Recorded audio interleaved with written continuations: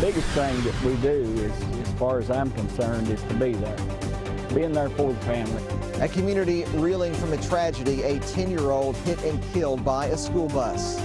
A man accused of injuring an infant months ago answers to the charges. We're hearing from family members who are searching for answers. A man taking out his garbage found a puppy in a dumpster earlier this month. Now that puppy's about to have a new home. Tracking, alerting, protecting. This is WKYT News at 6.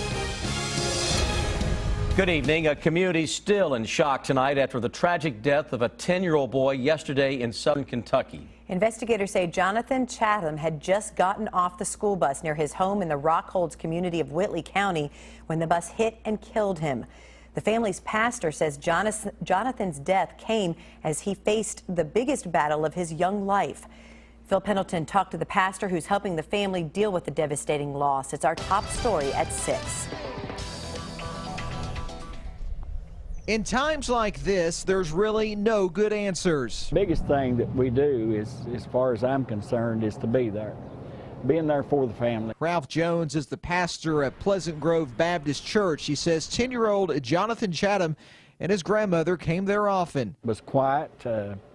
Everybody, all the kids loved him. Church loved him. The church is now in a position to provide comfort. We question why that things happen like that, and that's normal for people to do. But also we got to remember this, that God has a purpose and for everything that happens. Jones says Jonathan was in remission from leukemia and was to return for an update Thursday. We don't know if the young boy would have went back and they might have said the cancer's terminal. He's not going to be here very long. He's going to suffer. We don't know. Police say they're not sure why the bus hit the child. We're told the driver, 33-year-old Amanda Walliver, had a good record and no problems in 2 years of driving. She's on paid suspension per board procedure. We can't explain everything that happens, and we don't try to. We put our faith and our trust in Him. Schools in Whitley County were closed Tuesday, and grief counselors will be at the schools Wednesday and on the bus carrying the students that witnessed the incident. A GoFundMe page has been set up for people to donate. In Whitley County, Phil Pendleton, WKYT. Jonathan was a student at Whitley North Elementary School. Crowley Funeral Home is handling the arrangements. Investigators are looking into a shooting after a man was shot in the face in Breathitt County today. The man was found on Sewell Street in downtown Jackson. The suspected shooter, Tom Allen, was later tracked down at a home on Smith Branch Road in South Fork. Jackson police say Allen told them he was assaulted and then shot Cisco Noble in the face and left. Noble was taken to UK hospital with non-life-threatening injuries. The detectives and everybody's trying to figure out if he's saying that he was assaulted and then he was protecting himself at this time, and we're just trying to figure out what's going on. Allen was arrested and will be taken to Three Forks Regional Jail on assault charges. Police are not sure what led up to that shooting. A man is dead tonight after creating a scene in southern Kentucky today. State police say that 47-year-old Jeffrey Jackson died while in custody. Troopers say that Jackson was running out in front of cars on Kentucky 904 in Whitley County. One woman told the dispatchers that Jackson managed to jump into the back seat of her car, then jumped out while the car was still moving on Kentucky 92. When state police showed up, Jackson was bleeding from his injuries and still acting out of control. We're told Jackson was detained and stopped breathing before the EMS showed up. He's accused of abusing an infant months ago. Today, Matthew Byers answered to the charges. Lexington police say he was watching his girlfriend's 1-month-old baby when he fractured the baby's ribs and legs in several places. WKYT's Jordan Valines talked to a family member of the victim in this Crime Tracker report. Intentionally causing harm to an infant is an inconceivable crime, but investigators say that crime is what landed 26-year-old Matthew Byers behind bars, and this afternoon he appeared in court to face those charges. The arrest warrant for Byers states that a 1-month-old child was seriously injured while under his care last December.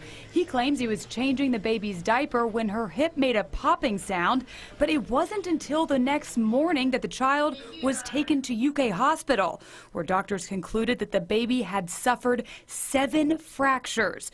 June Campbell says she's related to the victim. When I heard the news, I was so devastated. I want to know what's going on. to confirm that the man being charged is the same man who lives in the home on Burnett Avenue where the alleged incident took place, an incident which resulted in a charge of criminal abuse. If this guy did this, and if my grandson's over in that house involved with that situation, I need to get him out of there immediately. Criminal abuse is a Class C felony and is punishable by up to 10 years in prison. In Lexington, Jordan Valines, WKYT. Matthew Byers' next court date is set for April 17th. Today, the judge ordered Byers not to have any contact with the victim. A former Morgan County judge executive is now in prison in West Virginia. Tim Conley, who pled guilty in a corruption case, began his prison sentence today at the Federal Corrections Institute in Beckley. Back in January, Conley was sentenced to more than 7 years. Investigators say Conley rigged bids on Morgan County bridge projects and received kickbacks. The trial for a man accused of kidnapping and raping a woman has started. The Commonwealth began presenting its case against Perico Coffee today in Fayette Circuit Court. Police say Coffee kidnapped a woman from the Speedway on Versailles Road in December 2013. The victim was able to escape and get help. U.S. Marshals arrested Coffee in Michigan in February of last year. His trial is expected to go through Thursday. She was found in a dumpster. The Lexington Humane Society says someone found a puppy trying to get out of a dumpster at an apartment complex dumpster in the Cardinal Valley area. The puppy, now named Reba, is being nursed back to health. And Victor Puente is tracking the search for the people responsible. This dog is close to going to her new home. She's recovering not only from being put inside a garbage bag and thrown into a dumpster, but also from malnutrition. So she was skin and bones. She couldn't stand very well because of her rickets in her front legs. They are getting stronger.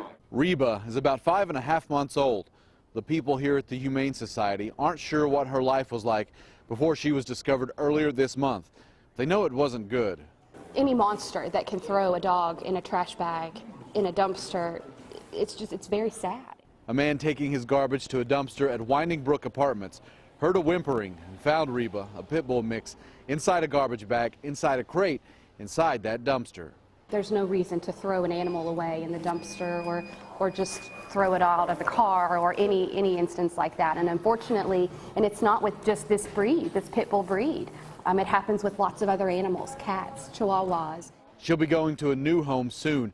If she's holding a grudge over the way she was previously treated, you sure can't tell it. It amazes me that everything that these animals go through that are in these horrible situations, they're forgiving. You know, they are those companion animals. Animal care and control officers have started an investigation to find the person who threw Reba into that dumpster. They're hoping someone watching this can tell them who her previous owner was. In Lexington, Victor Puente, WKYT. And if you have an animal you can't care for, the Humane Society says you should give them a call to see if they can help you out. Well, some big changes in the weather are headed toward the Bluegrass State. Oh boy, we'll see temperatures bounce from spring-like to winter-like. Chief Meteorologist Chris Bailey has an early look at that forecast. Chris? Guys, we are already seeing that across parts of the southern and northern sections of the area, especially with that big temperature gradient we've been talking about for a couple of days now, setting up shop yet again. So the fight between spring and winter right on top of the Commonwealth of Kentucky. Look at the numbers. It's 47 Lexington. That's actually an improvement over where we have been over the past few hours. 68 into London, southern Kentucky, we've been around 70. That warmer air lifting its way to the north. Now, out ahead of that warmer air, we've been seeing plenty of chilly showers out there. The heaviest bulk of rain now into parts of far eastern Kentucky, Bluegrass region, downtown Lexington, most of Fayette County, surrounding areas, overcast, looks ugly, it's dreary. Still damp out there from the earlier rains, and a sprinkle as a possibility. Though I'm looking out to the west of us now, seeing some additional showers developing. Look at this, some thunderstorms of all things going up into southern parts of Illinois. What has been a very quiet start to the storm season. Whatever is out there is heading to the northeast now, from southwest to northeast, so we'll get clipped by the southern end of the lighter showers. If you're out and about this evening, keep the umbrellas handy to be safe. Temperatures pretty much holding upper 40s to low 50s until you get into southern Kentucky, where the temperatures are a whole lot better. Scattered showers around, though, guys. It's a strong cold front that takes center stage and introduces a little taste of winter into the 7-day forecast in less than 10 minutes. Thank you, Chris. And we're just 2 days away from the Cats' Sweet 16 matchup with West Virginia. Yes. Today, the Kentucky Wildcats packed their bags as they continue their quest for national championship title number 9. Garrett Weimer was there as the Cats left for Cleveland. The Wildcats are heading to the Sweet 16, and that means a trip to Cleveland. And just moments ago, the team left Wildcat Cole Lodge here at UK to head to Bluegrass Airport. Students say it's an exciting time of year here on campus. Many fans are confident the Cats are ready and can bring home championship number 9. One fan waited outside the lodge for more than half an hour before the team loaded up. He says he wasn't going to miss his chance to help send off the Cats on their way to the Sweet 16. I just want to wish them good luck. Tell them like they've been killing it this season, and just keep it up. They've been doing a great job, so just support them. I think they got it. They can go all the way. Coach Cal's a great coach. He's trained the boys for this moment, and I think they're ready. As long as they keep their head on their shoulders, they got it. Covington says if the Cats win it all this year, 40-0, like many fans, it'll be something he says he'll never forget. In Lexington, Garrett Weimer, WKYT. The top-ranked Cats play 5th seed West Virginia Thursday night at 9:45, and you will see it right here on WKYT. For any fans headed to Cleveland, the Northeast Ohio UK Alumni Club will host a pregame gathering Thursday afternoon at 4. Admission is $5 and includes a $5 coupon good for merchandise purchases. If UK beats West Virginia, there will be another event Saturday. Fayette County Public Schools has a plan for dealing with all those snow days. We'll break it down for you right after the break. And the UK basketball team with another challenge ahead of them. Coach John Calipari breaks it down in about 15 minutes.